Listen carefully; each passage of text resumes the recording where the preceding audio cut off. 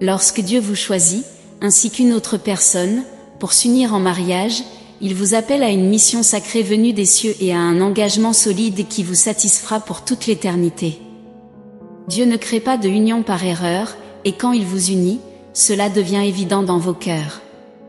Les rencontres entre les gens peuvent être le fruit du hasard, vous pouvez rencontrer quelqu'un de spécial dans un endroit inattendu ou à travers une circonstance inattendue. Cependant, aux yeux de Dieu, cela a toujours fait partie de son plan depuis le début, et lorsque cela se concrétise, le renforcement du lien est perceptible dans vos cœurs.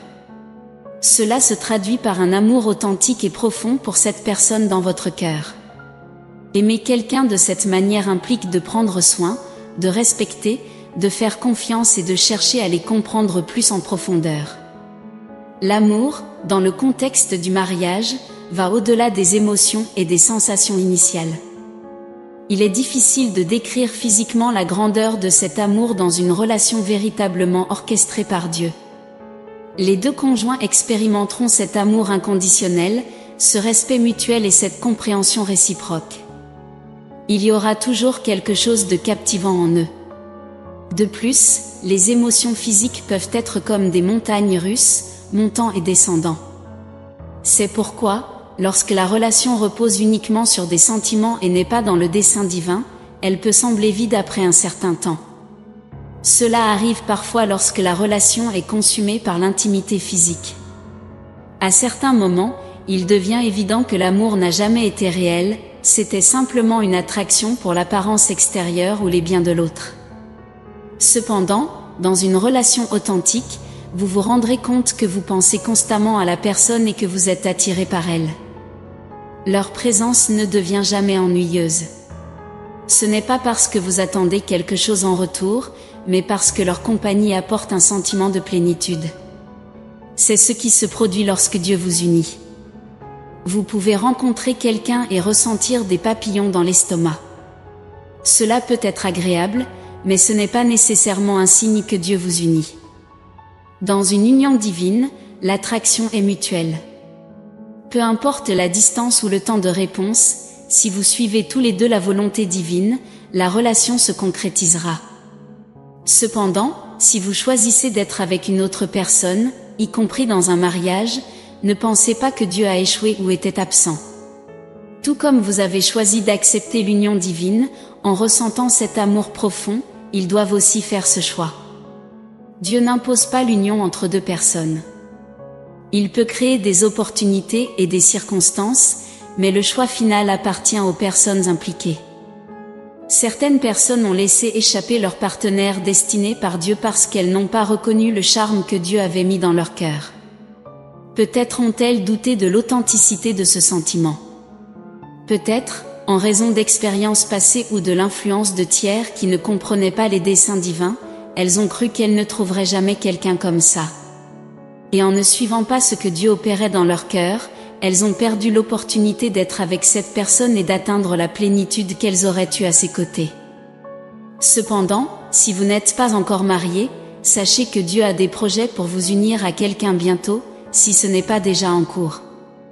Dans le présent ou dans le futur, lorsque Dieu favorisera cette union, une relation d'amour se développera. Dans cette relation d'amour, la confiance sera essentielle, car on ne peut vraiment aimer sans confiance. Je comprends que, pour certaines personnes qui ont vécu des expériences douloureuses et décevantes, faire confiance peut être un défi. Mais la bonne nouvelle est que, lorsque Dieu vous unit à quelqu'un qui vous aime profondément, un environnement de sécurité et de protection est établi. La sécurité est le fondement d'une relation prospère, construite sur l'intégrité, l'honnêteté, l'engagement et les soins mutuels. Je ne vois pas d'autre moyen pour quelqu'un de se sentir en sécurité dans une relation. Lorsque votre partenaire agit avec sincérité, en défendant ce qui est juste et en montrant un engagement et un intérêt véritable, un environnement sûr pour aimer et faire confiance est établi. Nous sommes tous en constante croissance, et Dieu nous guérit, surtout dans les relations, grâce à l'amour et à la paix. Ces éléments apportent l'intégrité en raison de leur force. Il est important de noter que la réussite d'une relation divine dépend de la réciprocité. Les deux partenaires doivent collaborer, remplir leur rôle et s'harmoniser. Par exemple, il serait incohérent d'exiger la confiance d'un partenaire si nous n'avions pas confiance en lui. Cela signifie que si nous souhaitons la confiance de l'autre, nous devons montrer notre confiance dès le départ. Comme je l'ai mentionné précédemment, aimer, c'est prendre des risques. Choisir d'aimer quelqu'un uni par Dieu, c'est lui donner le pouvoir de nous blesser en croyant qu'il ne le fera pas. C'est lui confier une arme, en croyant qu'il l'utilisera pour protéger et défendre, plutôt que pour nuire. Lorsque vous trouvez quelqu'un avec qui vous avez une connexion si profonde, c'est Dieu qui agit pour que vous construisiez une vie ensemble. Dans cette union, la paix, le repos, le dévouement et la confiance prévaudront. L'amour peut être le lien, la paix peut confirmer le bon choix, mais c'est la connaissance mutuelle et la compréhension des préférences et des aversions de chacun qui solidifie la relation, tant avant qu'après le mariage.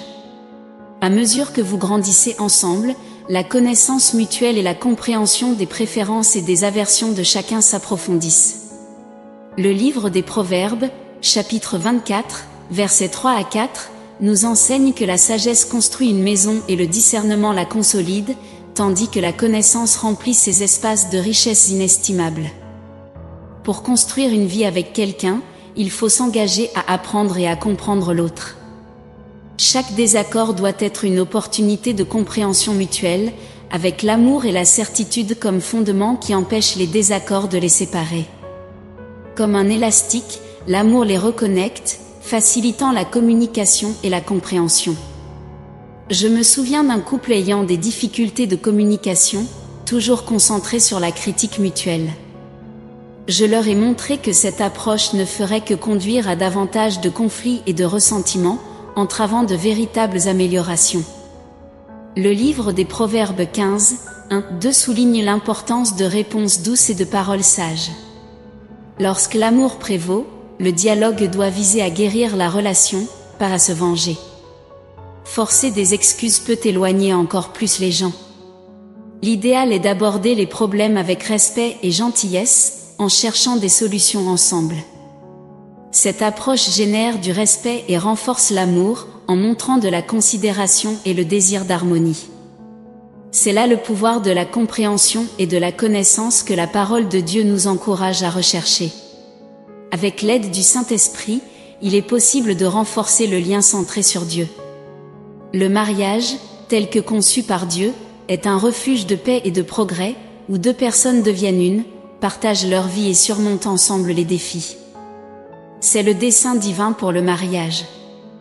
La Bible nous dit que Dieu, en voyant la solitude d'Adam, créa Ève, la seule qui pouvait être sa compagne. Dieu avait un dessein pour les deux, tout comme il en a un pour nous tous. Ève et Adam seraient bénis dans leur union, accomplissant ensemble les desseins divins. La Bible nous montre également que Dieu a béni l'humanité de la capacité à être productive et à se multiplier, à occuper et à diriger la terre. Après avoir placé l'homme dans le jardin d'Éden, Dieu lui confia la responsabilité de prendre soin et de protéger le jardin. Cela montre que, bien qu'il y ait un dessein universel pour toute la création, Dieu a également déposé en chacun de nous des compétences et des dons uniques. La véritable réalisation se produit lorsque nous découvrons et vivons ces dons, qui se révèlent lorsque nous cherchons Dieu, qui les a déposés en nous.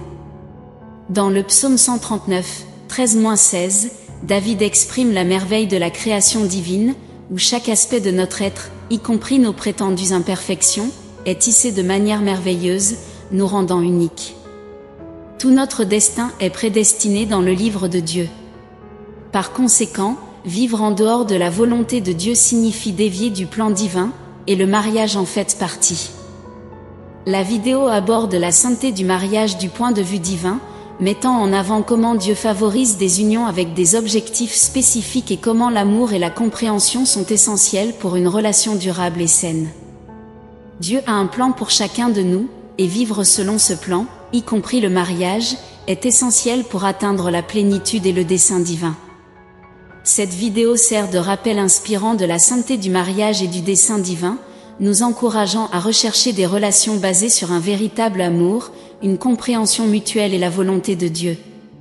Elle nous invite à réfléchir à nos relations et à chercher la guidance divine pour trouver et cultiver un amour véritable et durable.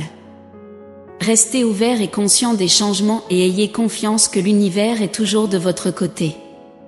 Tapez 11 pour recevoir ce message et ses bénédictions, et laissez un commentaire positif pour partager la bonté. Saviez-vous qu'il y a une représentation de votre âme sœur potentielle disponible pour exploration?